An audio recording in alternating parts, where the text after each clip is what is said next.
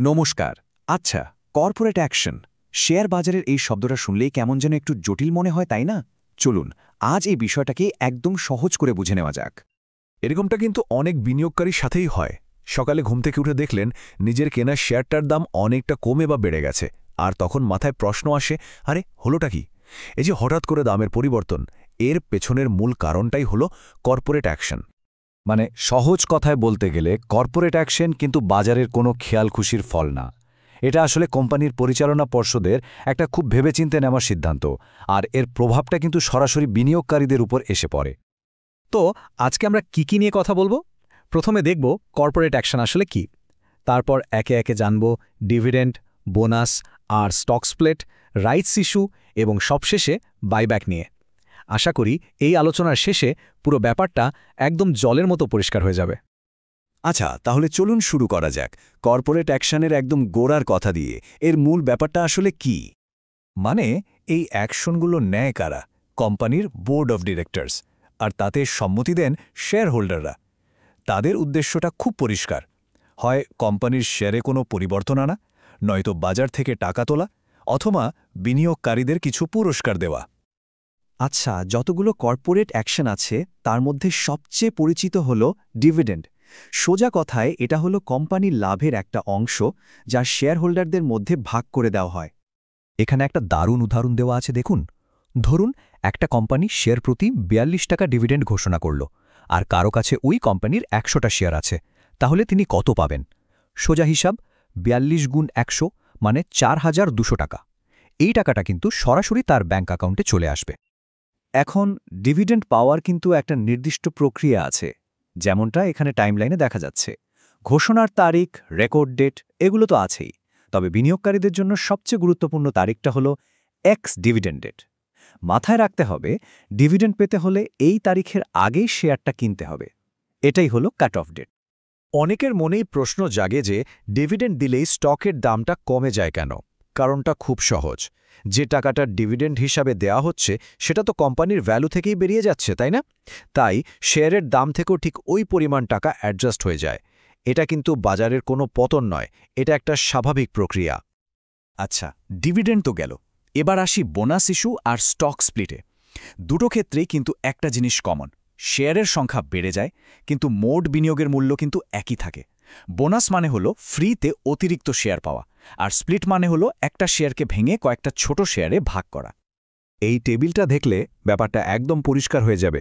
দেখুন, 1:1 বোনাস ইস্যুর আগে কারো কাছে ১০০টা শেয়ার ছিল, যার দাম ছিল ৭৫ টাকা করে, মানে মোট মূল্য ৭,৫০০ টাকা।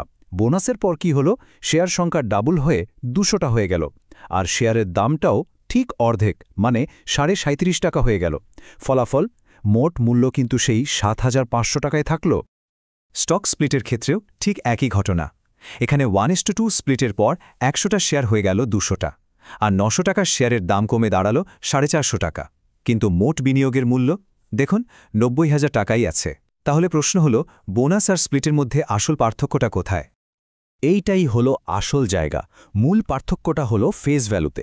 বোনাস ইস্যুর ক্ষেত্রে স্টকের ফেস ভ্যালু মানে অভিহিত মূল্য একই থাকে, কিন্তু স্টক স্প্লিটে কি হয়, ফেস ভ্যালুটাও শেয়ারের মতো একই অনুপাতে ভাগ হয়ে যায়। এটা কিন্তু একটা খুব গুরুত্বপূর্ণ টেকনিক্যাল পয়েন্ট, কারণ অনেক সময় ডিভিডেন্ড বা অন্যান্য হিসাব কিন্তু এই ফেস ভ্যালুর ওপরেই নির্ভর করে। তাই এই পার্থক্যটা মাথায় রাখা খুব দরকার। এবার আসা যাক রাইটস ইস্যুর দিকে। ধরুন একটা কোম্পানির ব্যবসা বাড়ানোর জন্য বা হয়তো কোনো ঋণ শোধ করার জন্য টাকার দরকার। তখন তারা কি করে? তারা তাদের বর্তমান শেয়ার হোল্ডারদের কাছে একটা বিশেষ অফার দেয়। এটাই হলো রাইটস ইস্যু। এখানে বর্তমান বিনিয়োগকারীরা বাজারের থেকে কম দামে আরও শেয়ার কেনার একটা সুযোগ পান।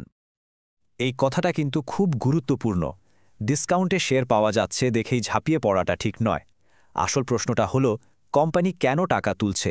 সেই টাকা দিয়ে তারা কি করবে? তাদের ভবিষ্যতের প্ল্যানটা কি?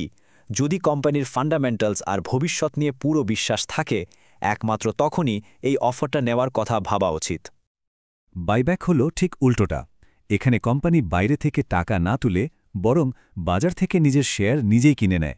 এক কথায় বলতে গেলে এটা হলো কোম্পানির নিজের ওপরই নিজের বিনিয়োগ। তো কোম্পানি কেন বাইব্যাক করে? অনেক কারণ থাকতে পারে, যেমন প্রতি শেয়ারে লাভ বাড়ানো বা কোম্পানিতে নিজেদের মালিকানা আরও মজবুত করা। তবে বিনিয়োগকারীদের জন্য সবচেয়ে বড় সিগন্যালটা হলো এটা ম্যানেজমেন্টের তরফ থেকে একটা বিরাট আস্থার লক্ষণ।